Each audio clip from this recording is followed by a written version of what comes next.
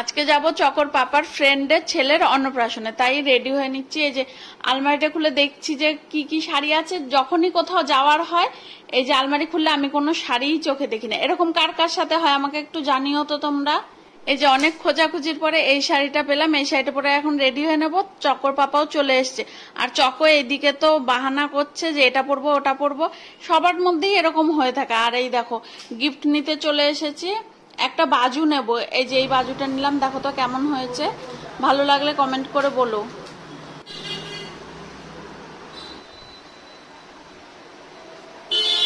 এই যে আমার গিফট নেওয়া হয়ে গেছে, চলো এবার যাওয়া যাক।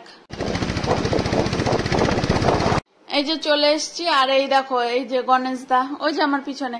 ডেকোরেশনটা খুব সুন্দর হয়েছিল, এই দেখো বেলুন দিয়ে পুরো সাজিয়েছিল। আমার তো মনে হচ্ছিল একটা বেলুন খুলে নি ওখান থেকে।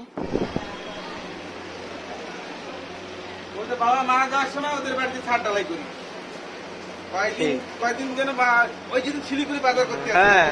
এই যে আজকের স্পেশাল মানুষটা, এই দেখো আমি একবার একটু হাত পাতলাম কি সুন্দর চলে আসলো, দেখলে তো।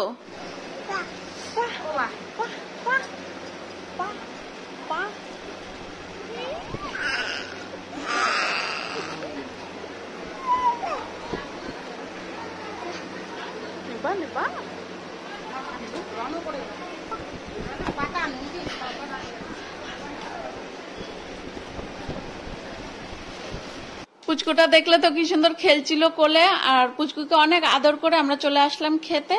খাওয়া দাওয়া করে এখন যাব বাড়িতে। তো তোমরা সবাই চ্যানেলটা সাবস্ক্রাইব করে নিও, আর পেজ থেকে দেখলে ফলো করে নিও। Tata bye.